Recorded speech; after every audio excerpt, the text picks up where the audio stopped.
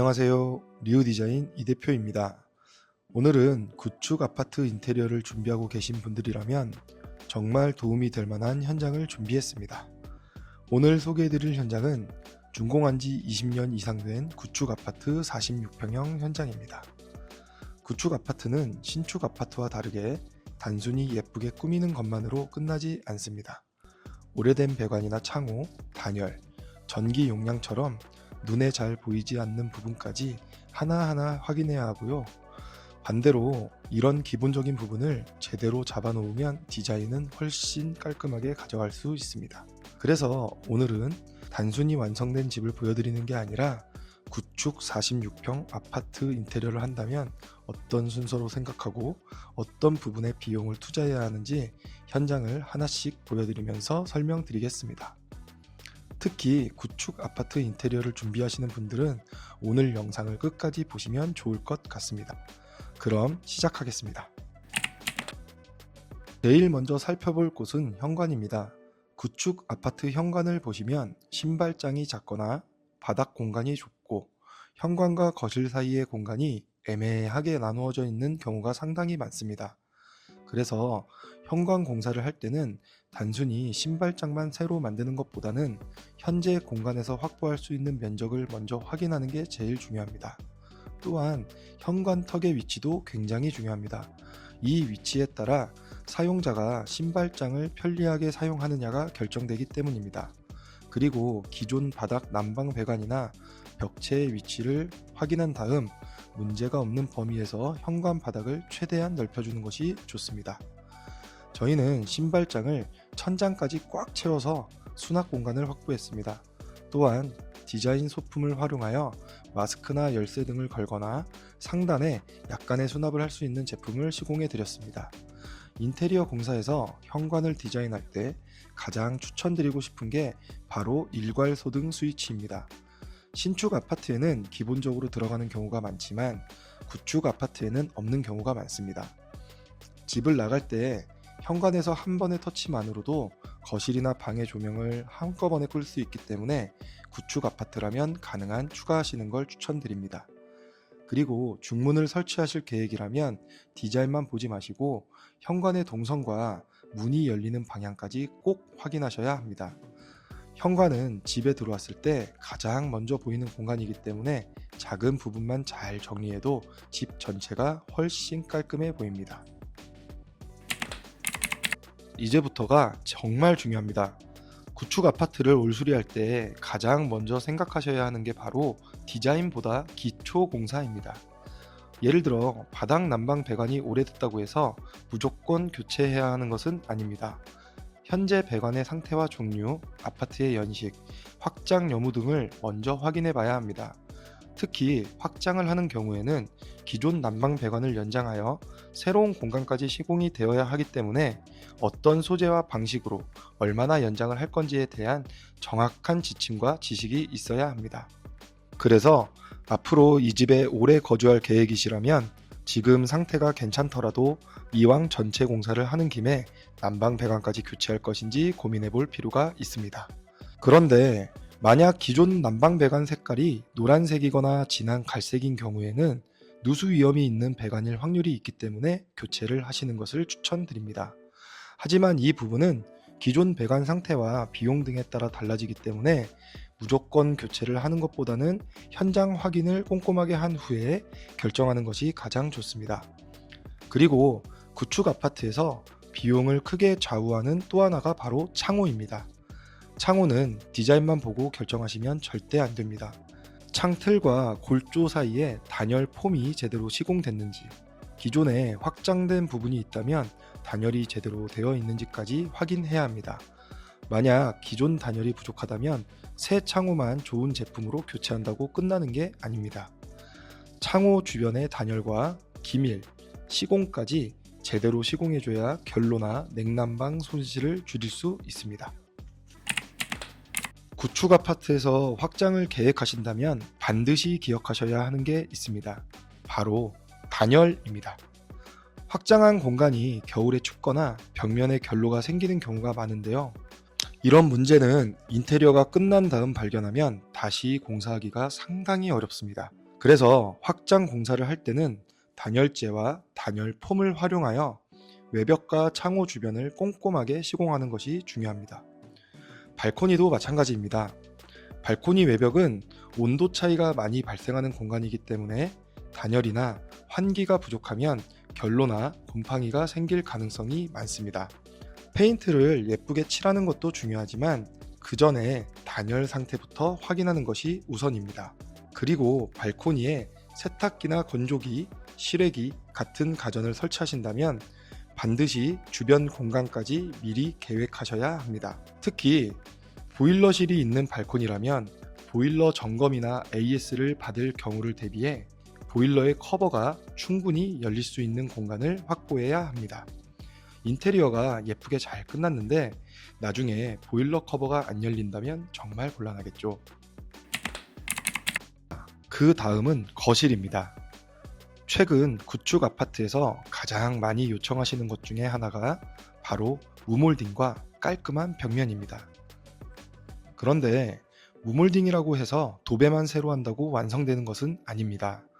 필름이나 무몰딩 마감을 깔끔하게 만들기 위해서는 기존 벽면 상태를 확인하고 필요한 부분의 복공 작업을 진행해야 합니다. 그래서 일반적인 도배보다 비용이 올라갈 수밖에 없습니다. 하지만 완성된 모습을 보면 차이가 확실합니다.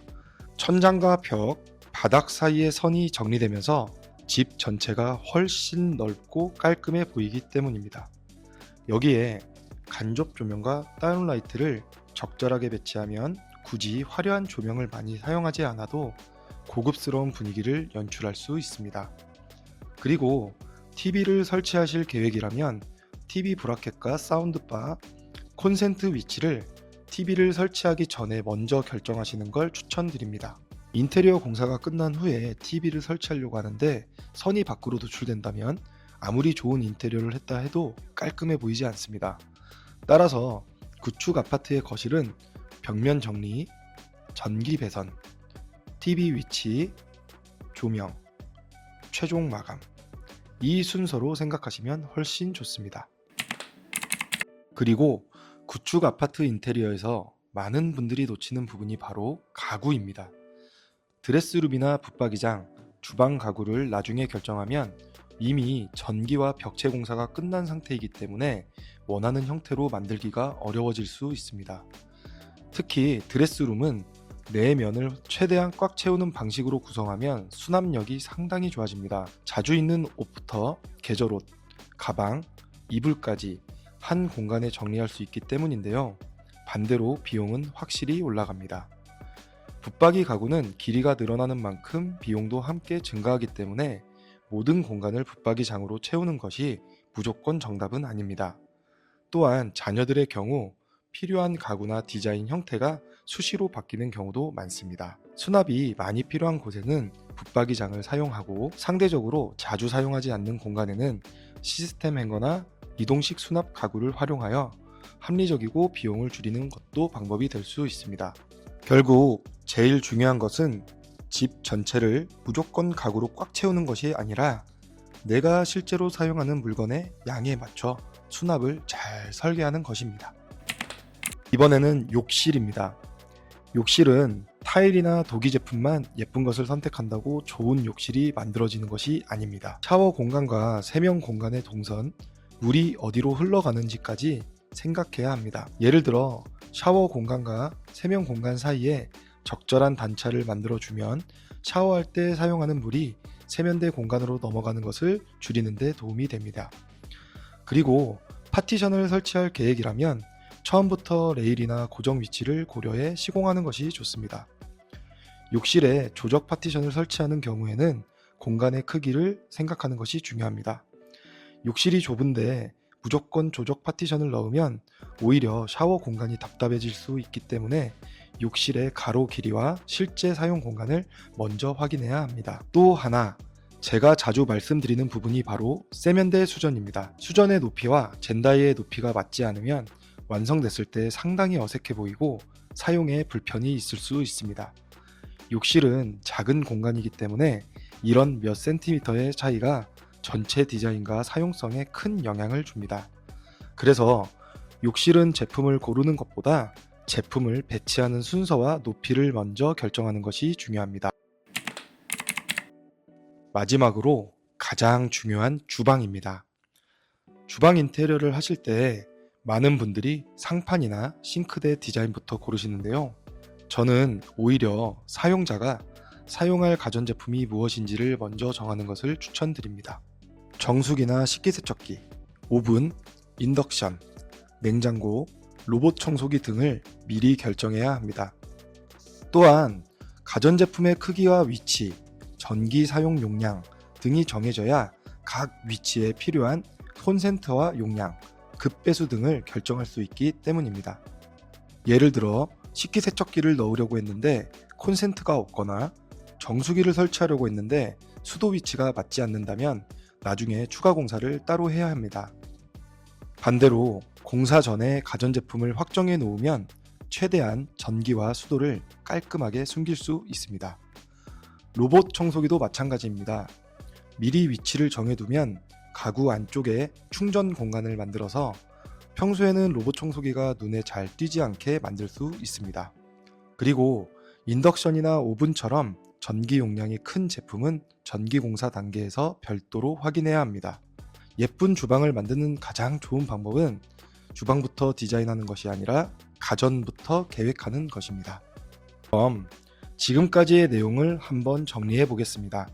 46평 구축 아파트를 전체적으로 리모델링 한다고 했을 때 모든 곳에 최고급 자재를 사용할 필요는 없습니다. 대신 다시 뜯어 고치기 어려운 부분에 먼저 투자하는 것이 중요합니다.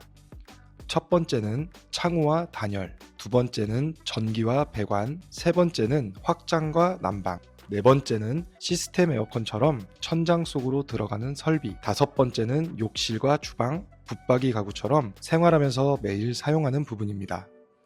반대로 벽지나 일부 조명, 소품처럼 나중에 비교적 쉽게 교체할 수 있는 부분은 예산에 맞춰 조절하셔도 괜찮습니다.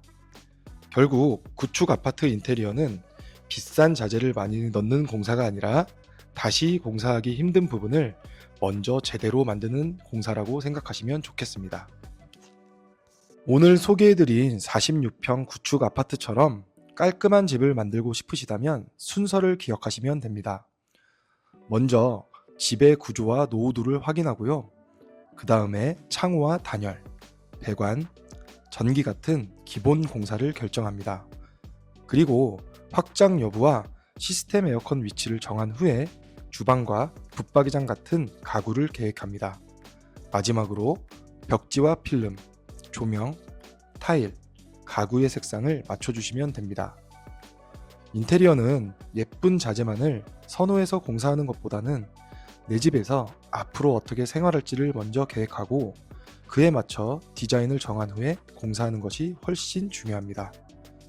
특히 구축 아파트는 같은 평수라도 구조와 상태에 따라서 필요한 공사가 완전히 달라질 수도 있습니다.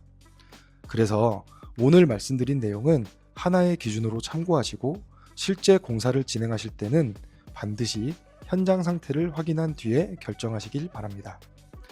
오늘 영상이 구축 아파트 인테리어를 준비하시는 분들에게 조금이나마 도움이 되었으면 좋겠습니다. 궁금하신 내용이 있으시면 언제든 편하게 댓글 남겨주세요. 그리고 오늘 영상이 도움이 되셨다면 구독과 좋아요, 알림 설정 부탁드립니다. 그럼 다음 영상에서 뵙겠습니다. 감사합니다.